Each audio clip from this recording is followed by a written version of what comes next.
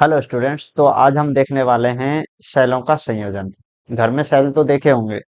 ये इस प्रकार के सेल होते हैं और ये सेल आपने खूब देखे होंगे। इसमें एक सिरा नुकीला होता है, ये प्लस का होता है, और ये मेटल का बना होता है। इसको हम नेगेटिव सिरा बोलते हैं। अगर मैं इन सेलों को दो से ज्यादा दो प्रकार से जोड़ सकते हैं। एक तो अपन एक इसी सेल के पास में एक सेल और जोड़ देते हैं इधर भी, तो कौन सा संयोजन बन जाएगा? श्रेणी क्रम। और अगर इन दोनों को वैसे रख देते हैं तो दूसरी व्यवस्था कौन सी बन जाएगी? समांतर क्रम संयोजन। तो अपने पास सेलों को जोड़ने के दो संयोजन हैं नॉर्मली, साधारण रूप से। एक तो हो गया श्रेणी क्रम। श्रेणी क्रम में एक सेल के पीछे दूसरा सेल, तो दोनों सेल जोड़ने हैं। सबसे पहले हम बात करेंगे श्रेणी क्रम की, उसके बाद हम लेंगे समांतर क्रम संयोजन। तो इस प्रकार का जो भी अपने पास सेल होता है, इनको अगर हमें जोड़ना है और वो किस प्रकार से वर्क करते हैं, उनकी विद्युत विभव कितना आता है कितना नहीं आता है, वो हम यहाँ पे देखेंगे कि ये अगर एक सेल की भांति व्यवहार करें तो किस प्रकार से करेंगे। एक सेल अपने पास है और अगर हम इसको इसके दूसरे के श्रेणी क्रम में जोड़ दें। श्रेणी क्रम में मतलब एक के पीछे दूसरा सेल जोड़ दिया जाए, तो वो कौन सा क्रम बन जाएगा? श्रेणी क्रम संयोजन। तो यहाँ पे हमारे पास इनको हम वैसे चित्र में लेके आते हैं। ये चित्र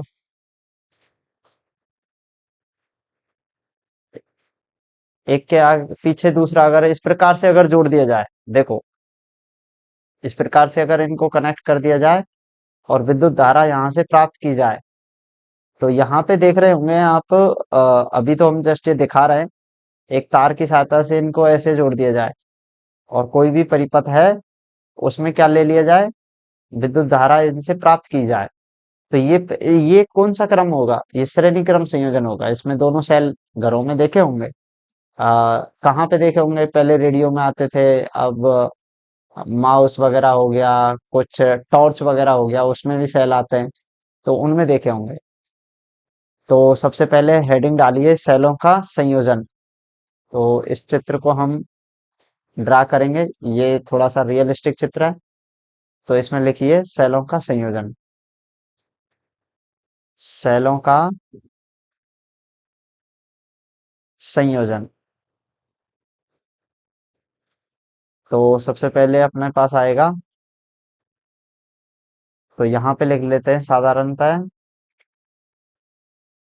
साधारणतः सेलों का संयोजन। सेलों का संयोजन दो प्रकार से संभव है। दो प्रकार से संभव है। तो इसमें फर्स्ट हो जाएगा श्रेणी क्रम संयोजन। श्रेणी क्रम संयोजन जैसे संधारित्र में किया था ना, वैसे ही है। और दूसरा हो जाएगा समांतर क्रम संयोजन। समांतर क्रम संयोजन। तो सबसे पहली हेडिंग डाल लेते हैं अपन, सेलों का श्रेणी क्रम संयोजन। सेलों का श्रेणी क्रम संयोजन। और हम देखेंगे कि भाई दो सेलों को अगर श्रेणी क्रम में जोड़ दिया जाए तो उनसे प्राप्त होने वाली वोल्टता है वो किस प्रकार से मिलती है, प्राप्त होने वाली परिणामी धारा है वो किस प्रकार से मिलती है, उनके विद्युत वाहक पे निर्भर करती है, कैसे करती है। तो इसमें चित्र बना लेते हैं। तो देखो, सबसे पहले अपने पास सेल लेंगे। ये अपने पास सेल ले लिया। ये अपने पास एक सेल हो गया, प्लस माइनस। इसका खुद का विद्युत वाहक बल होगा, तो मैं इसको यहाँ पे जोड़ देता हूँ। ये R1, इसका विद्युत वाहक बल E1। अब इसके श्रेणी क्रम में दूसरा सेल जोड़ना है, ये जोड़ दिया। इसका आंतरिक प्रतिरोध R2 और इसका विद्युत वाहक बल E2। ठीक है, इस प्रकार से अपने सेल तो जुड़ गए। अब क्या चाहिए, सेल जुड़ गए तो अब हमें चाहिए कि इनसे कोई धारा परिपथ में धारा प्रवाहित करवाएंगे। तो धारा प्रवाहित करवा लेते हैं। उसके लिए क्या चाहिएगा हमें, नीचे परिपथ में कोई प्रतिरोध मान लेते हैं। ये है आर प्रतिरोध, इसमें धारा प्रवाहित हो रही है। अब ये धारा ऊपर से आएगी नीचे, प्लस से माइनस की तरफ। तो इस प्रकार से अपने पास ये बन गया। अब हम चाहते हैं कि ये किस प्रकार से एक तुल्य परिपथ की तरह कार्य करे, इसको एक सेल से रिप्लेस करना चाहते हैं। तो एक सेल होगा, उसका विद्युत वाह आंतरिक प्रतिरोध आर होगा। तो ये दोनों सेल मिलके किस तरीके से एक सेल की तरह कार्य करेंगे, वो यहाँ पे हम निकालने वाले हैं। और ये कैपिटल आर, और इसको बोलेंगे तुल्य विद्युत वाहक बल, और ये तुल्य आंतरिक प्रतिरोध। इस प्रकार से हमें एक सेल बनेगा, इन दोनों को मिला के क्या बनेगा, एक सेल। अब इनके लिए ये मान कितने कितने आते हैं, किस प्रकार से निकाले जाते हैं, तो उसके लिए अब हम ये करने वाले हैं डेरिवेशन। तो इसमें लिखेंगे सबसे पहले दो सेल जिनके विद्युत वाहक बल विद्युत वाहक बल E1 व E2 हैं, तथा आंतरिक प्रतिरोध आंतरिक प्रतिरोध क्रमशः स्मॉल r1 व स्मॉल r2 को चित्रानुसार श्रेणी क्रम में जोड़ा गया है। श्रेणी क्रम में जोड़ा गया है।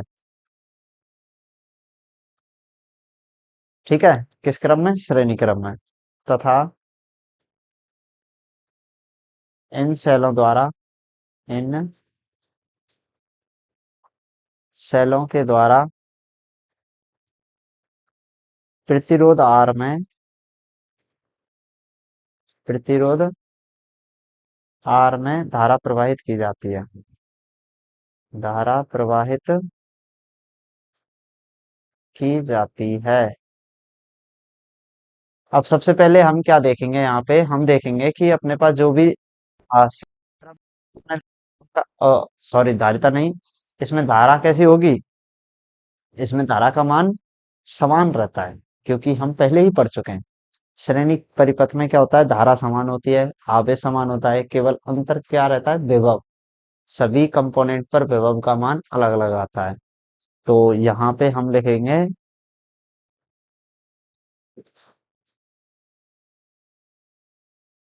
चूंकि श्रेणी क्रम संयोजन में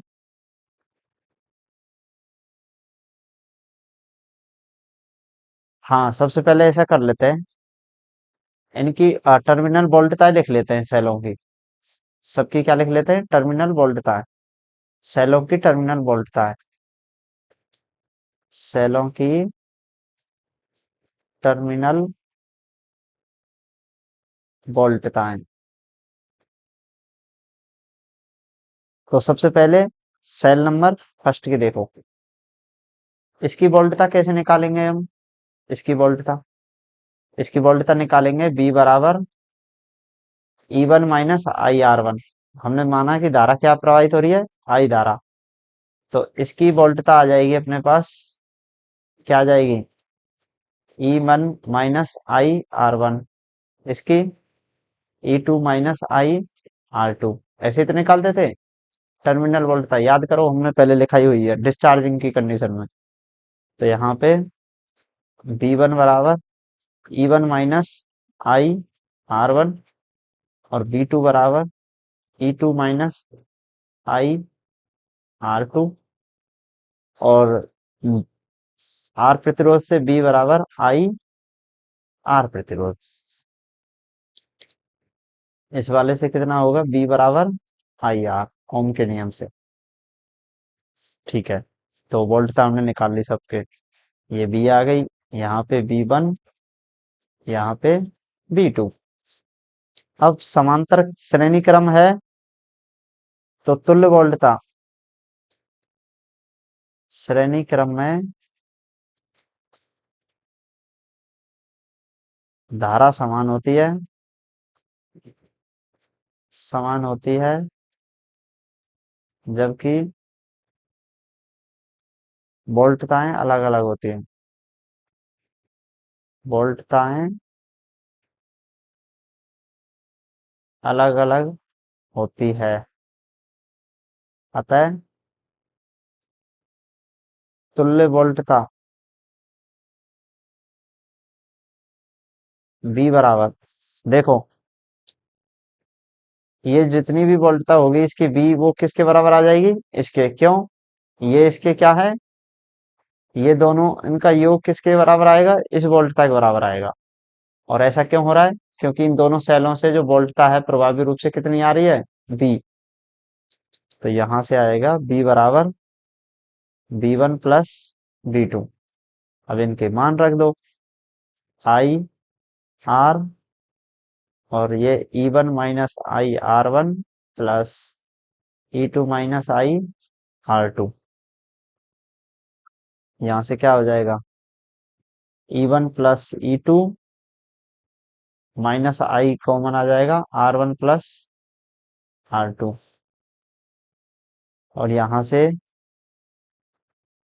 आई, इनको एक तरफ ले लेंगे धारा धारा वालों को, R1 plus R2, E1 plus E2, और यहां से आई कॉमन आ गया, R plus R1 plus R2, E1 plus E2। और यहाँ से धारा आई बराबर क्या आ जाएगा? E1 प्लस E2 बटे R plus R1 plus R2।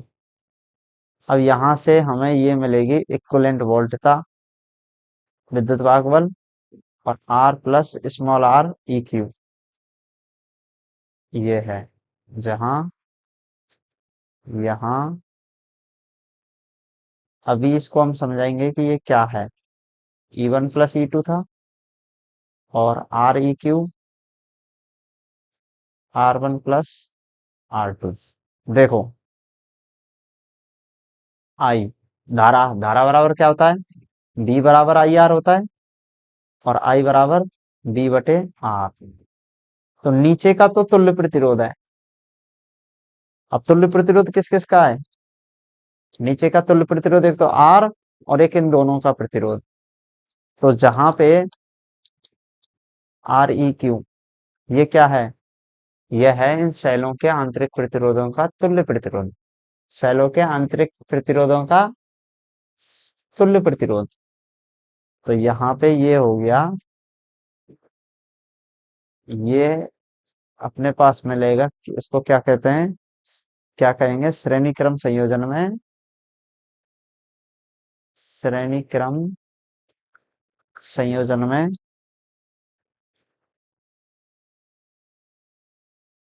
संयोजन में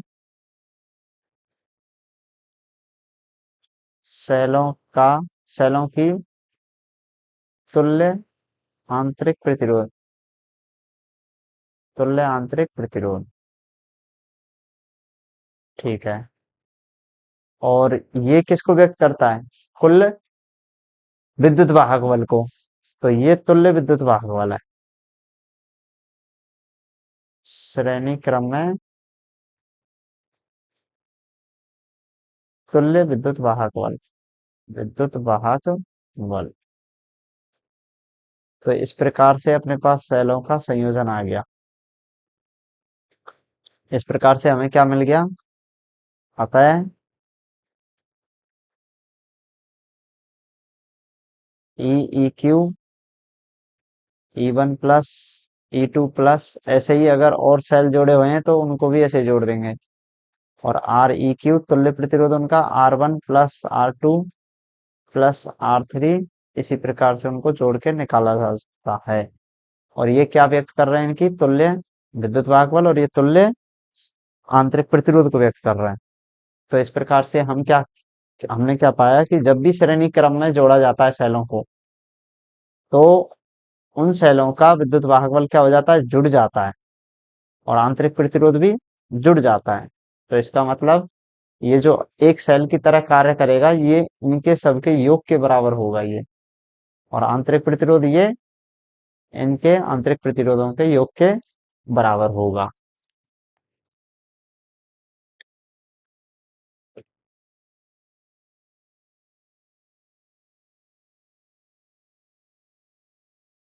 तो अब हम बात करेंगे सेलों के समांतर क्रम संयोजन की। तो अब हेडिंग डालिए सेलों का समांतर क्रम संयोजन।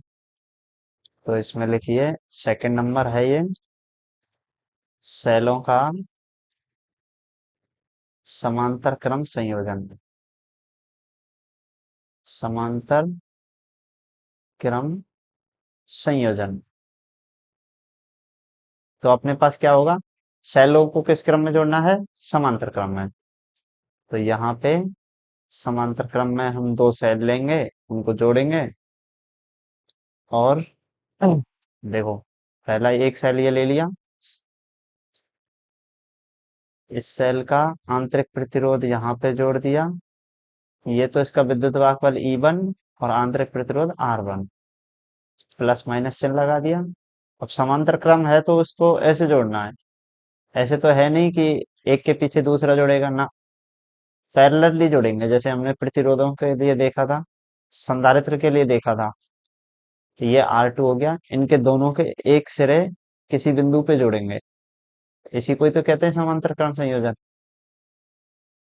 तो यहाँ पे ए और बी, अब इन दोनों के समांतर क्रम संयोजन से जो भी हमें मिला है, इनसे हम किसी भी परिपथ में क्या ले रहे हैं, धारा प्रवाहित करवा रहे हैं आर प्रतिरोध वाले परिपथ में। तो मैं इसको आर प्रतिरोध मान लेता हूं, इसमें धारा प्रवाहित करवाएंगे।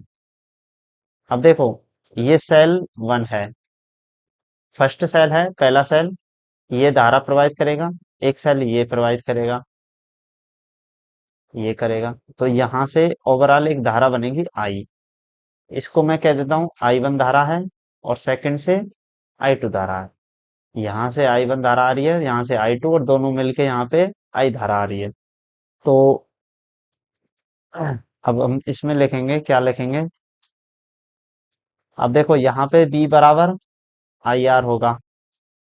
अब इसके सिरों पे विद्युत वाहक बल देखें तो पहले वाले पे क्या आएगा, V1 E1 माइनस IR1। अब धारा भी I1 होगी। सेकंड में V2 E2 माइनस IR2 हो जाएगी, और I2 भी और R2 भी। तो यहाँ पे लिखेंगे चित्रानुसार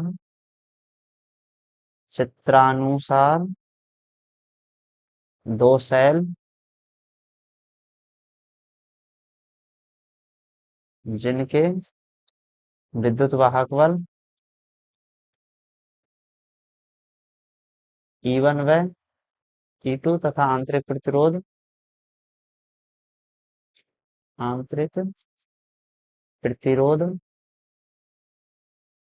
क्रमशः R1 व R2 हैं, को समांतर क्रम में जोड़ा गया है। समांतर क्रम में जोड़ा गया है, तथा इनसे तथा इनसे तथा इन सेलों से आर प्रतिरोध में धारा प्रवाहित की जाती है। प्रतिरोध में धारा प्रवाहित की जाती है।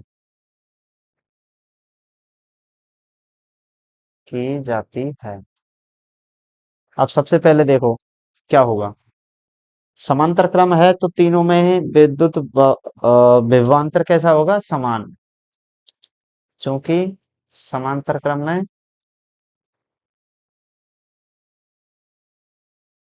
विभवांतर समान होता है।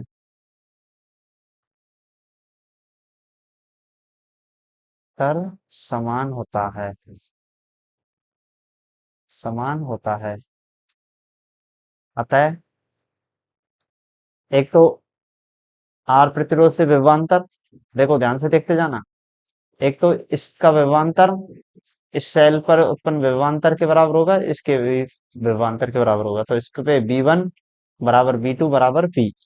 तो ये हम लिख लेते हैं, V बराबर V1 बराबर V2, समीकरण एक।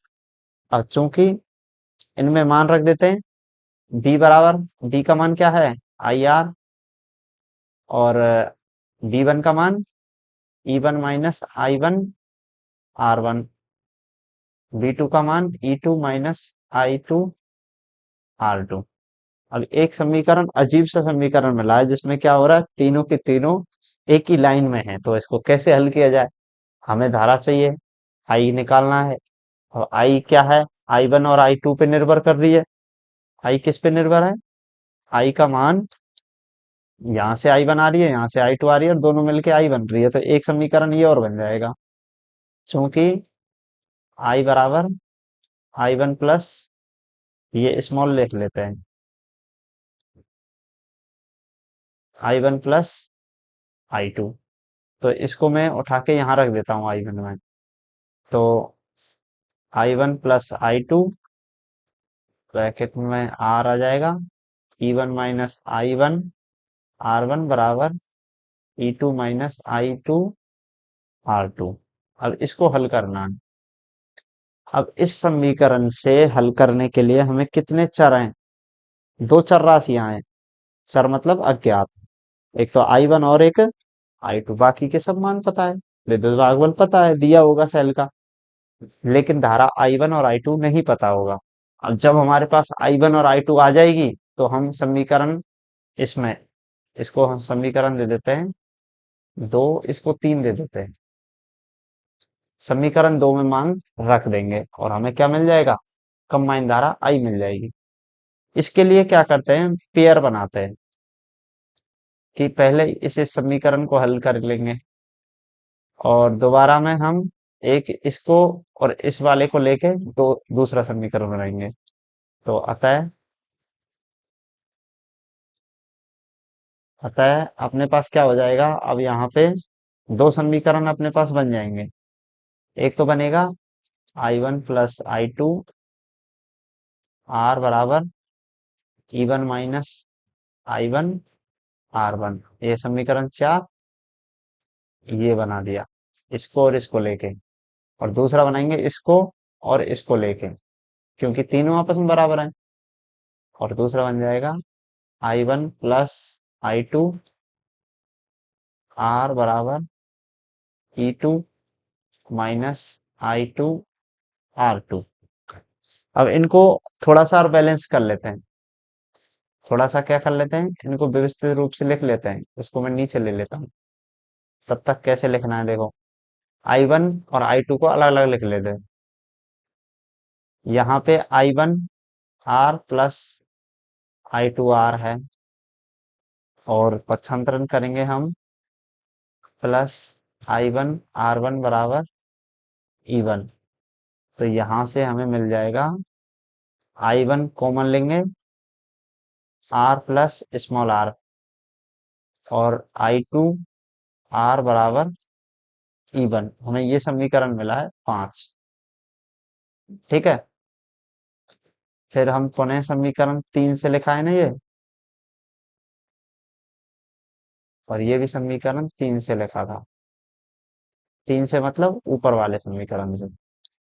तो अब इसको भी व्यवस्थित कर लेंगे, I1 R I2 R E2 minus I2 R2, पक्षांतरण करेंगे I1 R प्लस I2, और पक्षांतरण करके ये योग में हो जाएगा R2 E2, और ये समीकरण नंबर 6।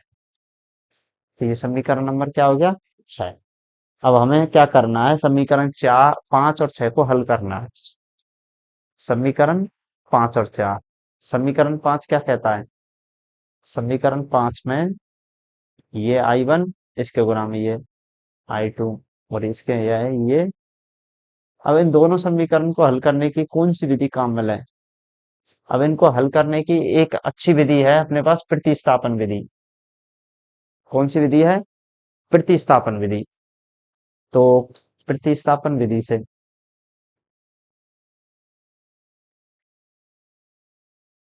स्थापन विधि से, प्रतिस्थापन नहीं, विलोपन से ले लेते हैं, क्योंकि प्रतिस्थापन में थोड़ा सा लेंदी हो जाएगा ये। तो विलोपन सही रहेगा। विलोपन विधि से।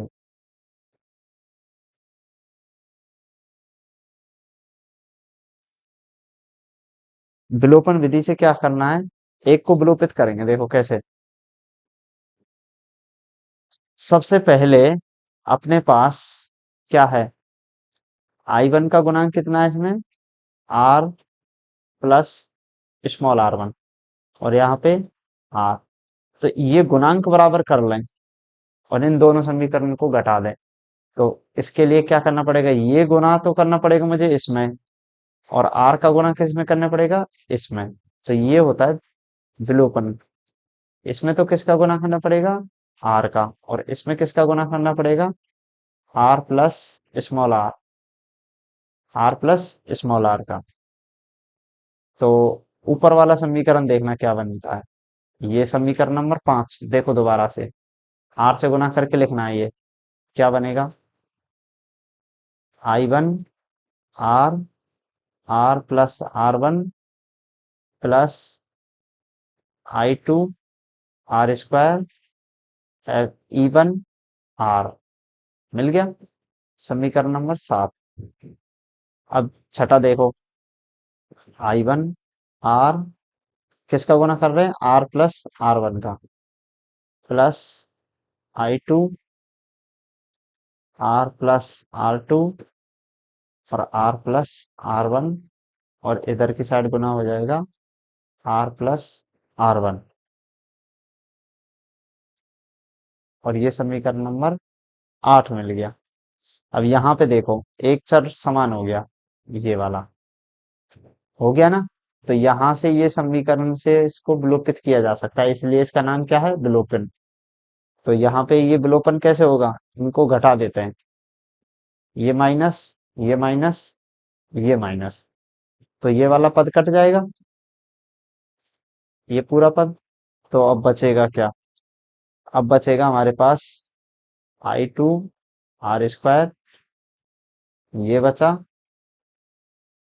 फिर माइनस में ये बचेगा, minus I2 R plus R2 R plus R1 बराबर E1 R minus E2 R plus R1। तो यहां से हमें क्या निकालना है? I2 का मान निकालना है। अब इसको मैं पक्षांतरण कर लेता हूं, देखो I2 कॉमन आ जाएगा। तो यहां से क्या बचेगा? यहां से आएगा, इसको हल कर लेते हैं, R स्क्वायर माइनस, अब यहाँ पे I2 तो बाहर आ गया, इसको गुना कर लेते हैं, R square minus R, R1 plus R2 plus, plus नहीं माइनस आएगा, R1 R2 E1 R minus E2 R plus R1। अब ये R1 से R, R स्क्वायर से R स्क्वायर कट जाएगा। तो यहां से हमें क्या मिलेगा? I2 बराबर I1 E1 R E2 R plus R1 upon में माइनस का बचेगा और नीचे R, R1 plus R2 plus R1 R2। अब इस माइनस का क्या करते हैं? ऊपर गुना कर देते हैं। तो ये अपने पास आ जाएगा E2 R plus R one minus E one R. ये आपस में क्या हो गया, इस माइनस से ये प्लस का हो गया और ये माइनस का, तो इसको मैंने प्लस वाले को पहले लिख लिया। तो यहाँ पे आ जाएगा आर, इसको भी क्या कर लें, आपस में गुना कर दें अंदर, R R one R R two plus R one R two, और ये मिल गया हमें आई टू। इसको समीकरण नंबर 9 दे दिया। ठीक है। अब बोलोगे सर इसी प्रकार हमें आई वन भी निकाल सकते हैं, इसी प्रकार आई वन, अब मैं डायरेक्ट लिख सकता हूँ ये, और ये खास एक तरीका होता है जिससे हम ये डायरेक्ट लिख सकते हैं। और तरीका क्या है, वो है शॉर्टकट। अब शॉर्टकट कैसे है वो तुम्हें भी सीखना पड़ेगा, क्योंकि देखो इसमें एक चीज हमने नोटिस की होगी कि दोनों व्यवहार में कैसे हैं, समान है। समीकरण में देखो, यहाँ पे E one minus I one R one, E two minus I two R two, और इसके साथ दोनों कैसे हैं, समान व्यवहार में है। आई वन और आर वन, आई वन और आई टू दोनों समान व्यवहार में, तो इनके अंक बदलने से ही इनका मान बदल सकता है। देखो कैसे, मुझे क्या चाहिए, आई वन, तो मैं दो की जगह क्या करूंगा, वन। जितने भी मुझे दो मिलेंगे लिखे, उसकी जगह क्या कर दूंगा, वन वन वन, और और वन मिलेगा वहां पे टू कर दूंगा, तो मुझे क्या मिल जाएगा, आई वन। तो इसको मैं लिख सकता हूँ E one R plus R two minus E two R, upon में नीचे R R two R R one और आर वन आर टू। मैंने सब अंक क्या कर दिए, इसमें से प्रतिस्थापन कर दिए, आर वन का प्रतिस्थापन आर टू से, और ई वन का प्रतिस्थापन आपस में रिवर्सिबल कर दिया है ई टू से, और मुझे मिल गया ये। दो को एक बना दिया, एक को दो बना दिया, आई वन मिल गया। मिला या नहीं मिला। अब ये आसान है, आगे की फिजिक्स में मैथमेटिक्स में ऐसे ही होता है, तुम्हें पैटर्न ढूंढने पड़ते हैं कि हाँ किस तरीके से काम कर रहा है। अतः कुल धारा आई बराबर क्या आ जाएगी, I one plus I two. तो यहां से आई बराबर, आई वन का मान रखो, E one R plus R two minus E two R, upon में R R two R R one R two plus, और आई टू का मान E two R plus R two R one minus E one R, upon में R R one R R two plus का R one R two. अब इन दोनों का लय से देखना समान है क्या, बोलोगे सर समान है। दोनों के लय से कैसे हैं, एक समान है। तो लय से जब एक समान है तो क्या किया जा सकता है, अब इनका, इनको एक ही बार लिख लेते हैं, आर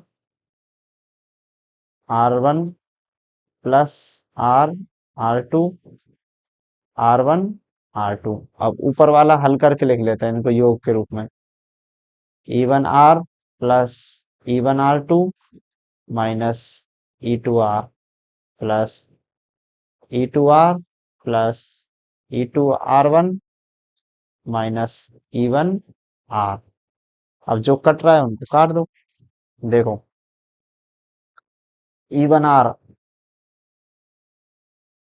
ये वाला इससे कट गया, ई टू आर ये वाला इससे कट गया, तो ऊपर क्या बचा, E one R two plus E two R one, और नीचे क्या बचा है, नीचे आर, इसमें से आर कॉमन ले लेते हैं, और आर वन आर टू, ये धारा आई है। अब क्या करना है, नीचे से R one plus R two common ले लेते हैं, E one R one E two R two, और मैं नीचे से R one plus R two क्या करता हूँ, कॉमन ले लेता हूँ।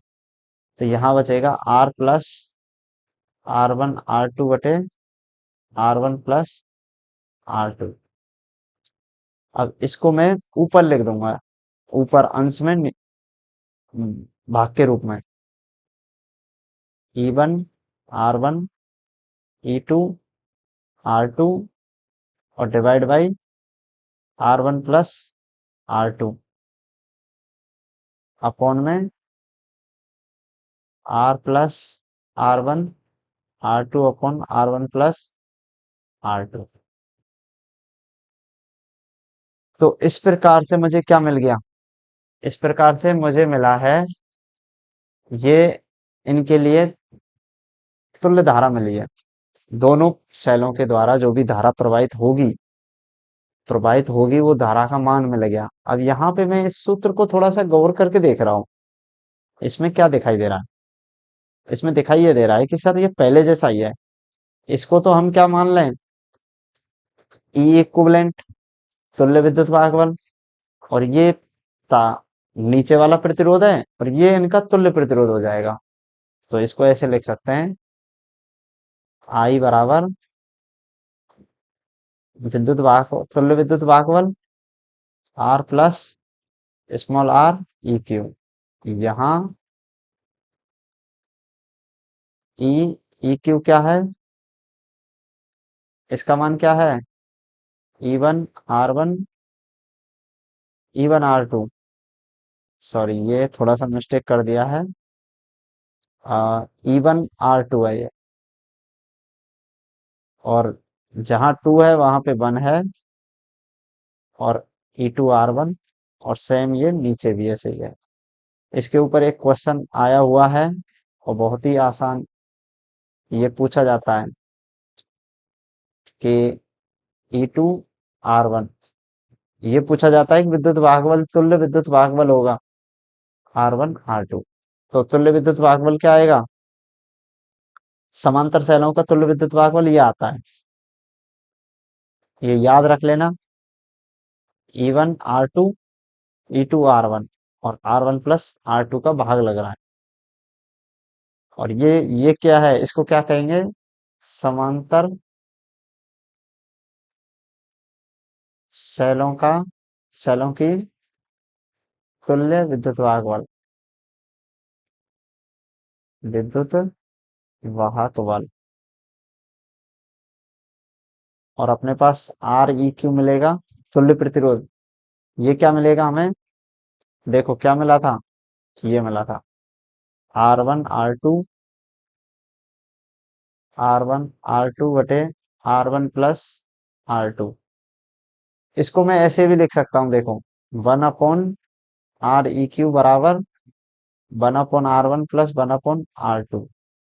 अब लैसा लेना, R1 R2 लैसा आएगा, और फिर ये उल्टा होगा तो ये मिल जाएगा, ये वाला। और ये किसको व्यक्त करता है?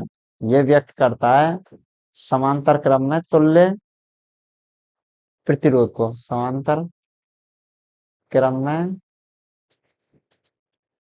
सेलों का सेलों की तुल्य आंतरिक प्रतिरोध, तुल्य आंतरिक प्रतिरोध को व्यक्त करता है। इसका मतलब क्या हो गया? मेरे पास पूरे परिपथ को मैं एक सर्किट से रिप्लेस कर सकता हूं, जिसमें एक सेल होगा, उसकी विद्युत वाहक बल क्या होगी? ई ई क्यू होगी। उसका आंतरिक प्रतिरोध क्या होगा? उसका आंतरिक प्रतिरोध आर ई क्यू होगा, और उससे हम आर प्रतिरोध में धारा प्रवाहित करवा लेंगे। ये सेल बन जाएगा। इन दोनों सेलों को हटा के हम क्या लिख सकते हैं? एक ही सेल। अब इनके मान कहाँ से लाएंगे एक सेल वाले के? इनके मान ये होंगे, ई क्यू, ये वाला होगा विद्युत वाहक बल, तुल्य विद्युत वाहक बल, और ये तुल्य प्रतिरोध हो जाएगा। तो इस प्रकार से हमारे पास क्या मिल गया? समांतर क्रम में सेलों का संयोजन मिल गया। कि अगर हमारे पास दो सेल समांतर क्रम में, उनको हटा दो और उनकी जगह पे ये सेल, इनके मान रख के इतने विद्युत भागबल का एक सेल ही काम कर जाएगा। और तुल्य प्रतिरोध ये होगा आंतरिक प्रतिरोध। तो इस प्रकार से हम क्या निकाल सकते हैं, सेलों का संयोजन कर सकते हैं। और करना बहुत आसान है, केवल ये देखना है कि समांतर क्रम में विभव समान होता है, धारा अलग अलग होती है, इसलिए यहाँ पे हमने धारा जोड़ दी गई है।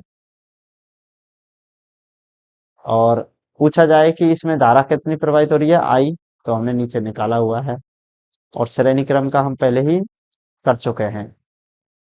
तो इस प्रकार से समांतर क्रम संयोजन और श्रेणी क्रम संयोजन दो प्रकार के हम संयोजन पढ़ते हैं। और इसमें डेरिवेशन में हमें यही करके आना होता है, बताना होता है कि इसका विद्युत तुल्य विद्युत धारिता कितनी आ रही है ये, और इसका तुल्य प्रतिरोध ये आ रहा है। ये दिखा देना है कि भाई ये ऐसे ऐसे आ रहा है। और समांतर क्रम के लिए ये आएगा विद्युत भागबल और तुल्य प्रतिरोध, वही समांतर क्रम का प्रतिरोधों का संयोजन जैसे आता है 1/R1 प्लस 1/R2। अगर ज्यादा होते तो इसमें 1/R3 हो जाता ऐसे। तो इस प्रकार से हम सेलों का संयोजन करते हैं, तो इसकी प्रैक्टिस करिए। का इम्पोर्टेंट क्वेश्चन है, आने के ज्यादा चांस रहते हैं। ठीक है, तो मिलते हैं अगली वीडियो में।